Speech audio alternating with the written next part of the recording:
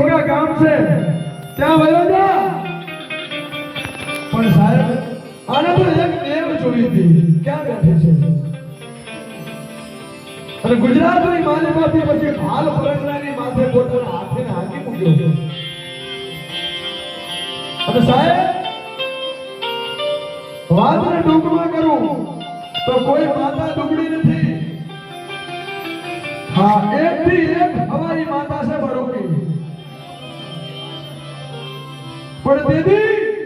ધંધુકાની માલિકા ગંગ વાઘેડાનો રાજ ચાલે અને એ રાજાને બે રાણીમાંથી એક રાણીને દીકરો કે દીકરી નથી અને રાજ જીવ જાય છે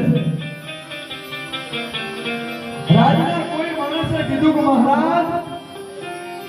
રોજગારની માલિકા વાઢાડી બૂટ બેઠી છે અને ઈ માતા બહુ બડુકી માતા છે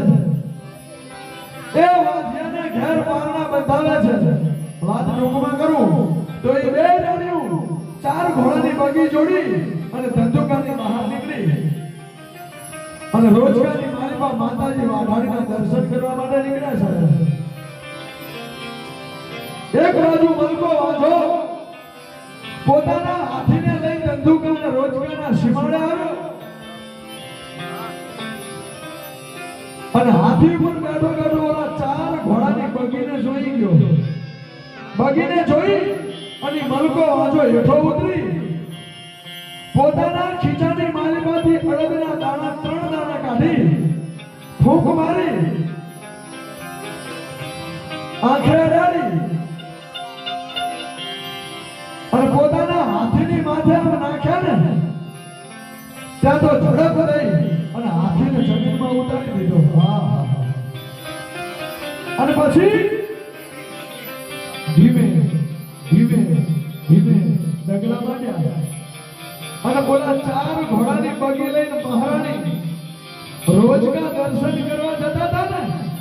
ત્યાં જઈને આગળ ફરીને બે હાથ ઊંચા કરીને એ બેન ઉભા રહો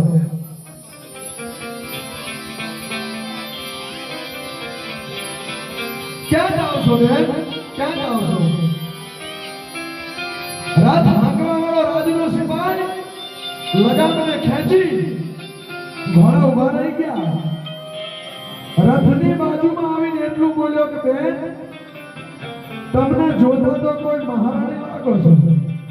જાણતો તો બધું હો પણ આ તો પૂછવું પડે બેન તમને જોતા તો મહારાણી જેવા લાગો છો બે રાણીમાંથી મોટા રાણી બોલ્યા હા ભાઈ ધંધુકાની મહારાણી છીએ મલકો વાંચો કે આમ ક્યાં જાવ છો કે આમ હમે દેખાય રોજકા ત્યાં માયા બેઠા ગઢવીને ત્યાં જન્મેલી મારી જોગ માયા એ તન મનને જાણવા વાળી વાઢાડી ઊંટ બેઠી છે ને એના દર્શન કરવા જઈએ છીએ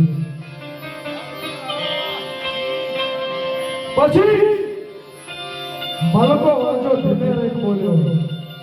માતાજી તમે તો લાખોના પાલનહાર કહેવાય અને કદાચ તમે રોજગારની માલિકા જાઓ તો વાઢાડી મૂળ તમને હું આપે કે વીરા નિર્ધનિયાને ધન આપે એ કોઢિયાના કોઢ મંડાળે એ આંધળા હોય એને આંખું આપે અને જે બાઈના ખોડે હવાશેર માંડની ખોડ હોય ને એને તો મારી વાઢાડી મૂળ દીકરા આપે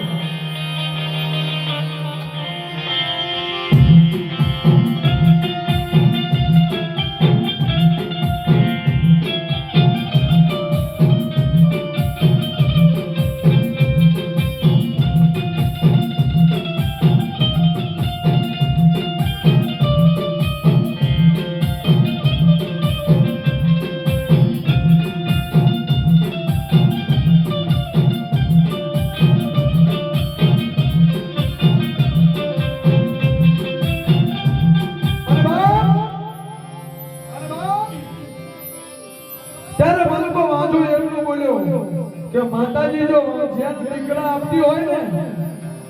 તો રાણી સાહેબ એ મારા લગ્ન થયા ને 21 વર્ષ થયા કે હે 21 વર્ષના વાણા આવી ગયા એ મારા ઘેર દીકરી કે દીકરો કોઈ નથી. જો થોડીક વાર રથને અહીં ઊભો રાખો ને તો સામે મોટા મોટા ઝાડવા દેખાય, એની પાછળ અમારી ગરીબ માણસની ઝૂંપડી છે. અને ત્યાં જઈ અને ઝૂંપડામાંથી મારી ઘરવાળીને બોલાવી લાવો.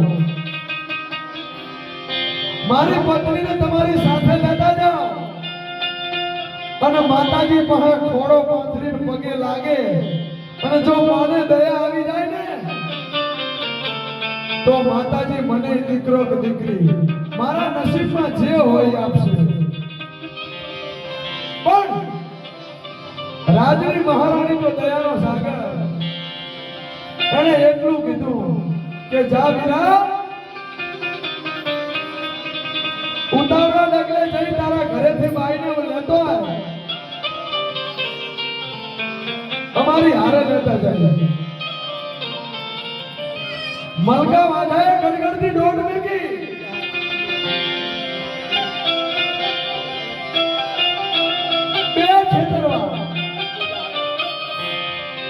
બે ખેતરમાં મોટા મોટા ઝાડવા હતા,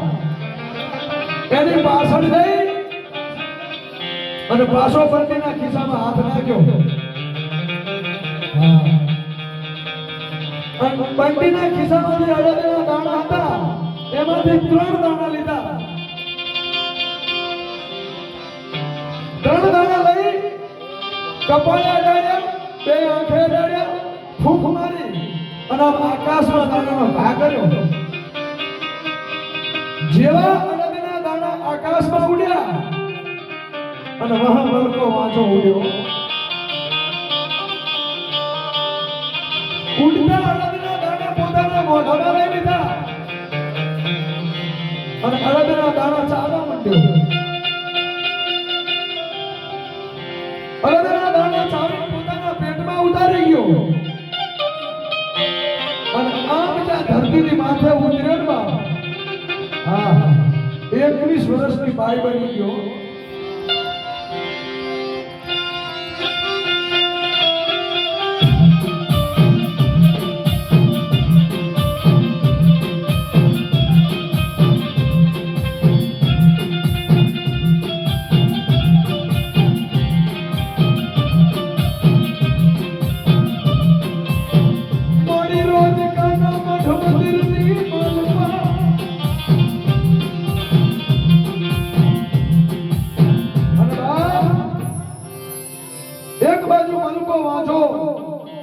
કામરૂ દેશની વિદ્યાનો પ્રયોગ કરીને નરમાંથી નારી બન્યો